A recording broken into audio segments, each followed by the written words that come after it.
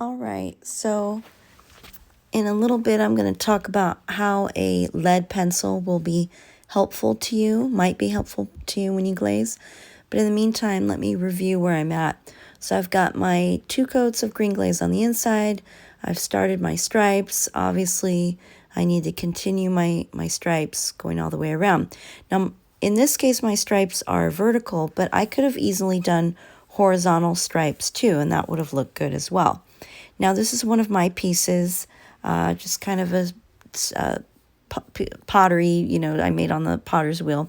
This is not handmade, hand coiled. It's on the potter's wheel. That's why it's very symmetrical.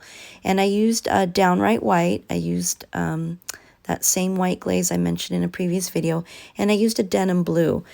Now, I did dunk this in a bucket of denim blue because you can apply glaze that way from a bucket where you have like a big volume of it floating around in a bucket, or you can apply it with a paintbrush as I've been doing in these videos you've been watching. There were some chemical reactions here that were kind of interesting, but otherwise I'm pretty happy in general with how it came out.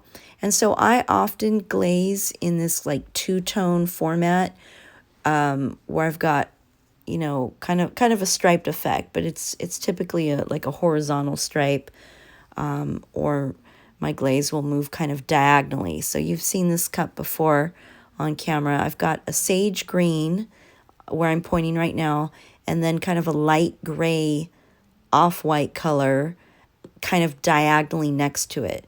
Now those glazes didn't move, didn't interfere with one another. Same thing on my other piece of pottery I just showed you. The glazes did not move and interfere. In order for the drip effect to be evident here, I kind of had to use like a special glaze that's known to be runny, very drippy, and still that was a gamble. I wasn't even sure if it would fire in this manner that I was hoping for. So remember, glazing is not an exact science, and you very much have to keep an open mind. It's really important you keep an open mind because that kiln will surprise you, the glazes themselves will surprise you, and chemical reactions will always be surprising. Here's another piece of mine, and this is just a little small dish. I've got an eggplant color on the outside that I used, that I was really happy with, kind of a burgundy eggplant color. And then on the inside, I had planned for this to come out a mint green, but I had a strange chemical reaction that occurred in the bottom of the dish, kind of altering the color of the mint green, but I'm okay with it. That's a happy accident for me. I'm kind of glad that it did turn out that way. I like it. I surprisingly like it. So when that occurs, that's definitely called a happy accident. The eggplant color interacted with the mint green and produced a new color, like a baby blue. I did not predict that to occur, but even though I didn't predict it, I'm happy with it. So yeah, I've got this dish with this strange chemical reaction, but I have like one color on the inside and another color on the outside. You may want to approach glazing your coffee mug that way too, with just 2 colors. Okay, so I could have painted cherry red around the outside and that would have looked fine, and tree green on the inside, and called it a day and just literally use those 2 colors. That's definitely a faster application too. Now here's another little piece of mine. It's like a little paper clip holder, and I've got this like chocolate brown glaze on the left and a turquoise glaze on the right. The turquoise is a bit of a matte. It's not a high gloss glaze. Now, to my surprise, the turquoise and the brown intermingled and created a new color, which is kind of a white color.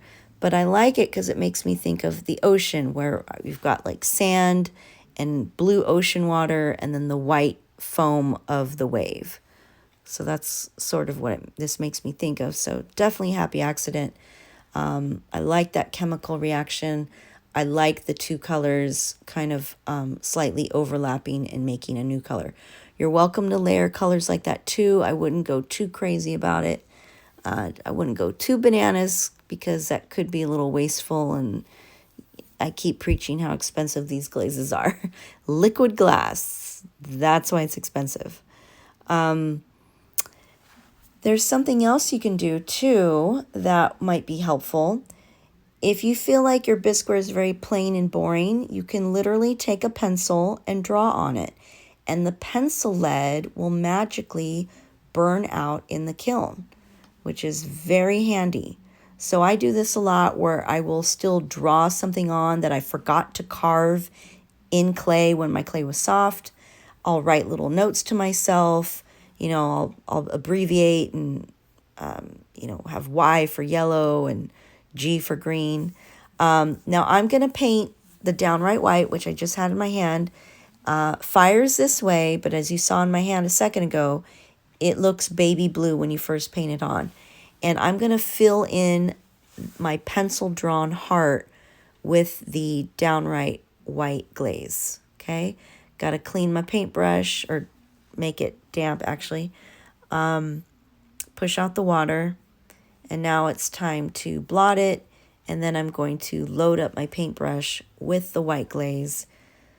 So don't be fooled by the baby blue. It's going to fire a bright white and high gloss.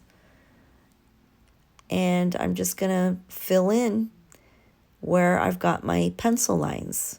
So it's pretty ideal and nice that the pencil completely burns out in the kiln. You will not see evidence of it. So this is a way to kind of like have a last ditch attempt to add some detail to what would normally otherwise be very plain, boring bisqueware. Now, I can't do a paintbrush stroke. I don't have enough space in that heart. So I'm just kind of blotting the glaze on. One thin coat, and as soon as the whole thing is dry, I'm going to paint on or blot on a second thin coat.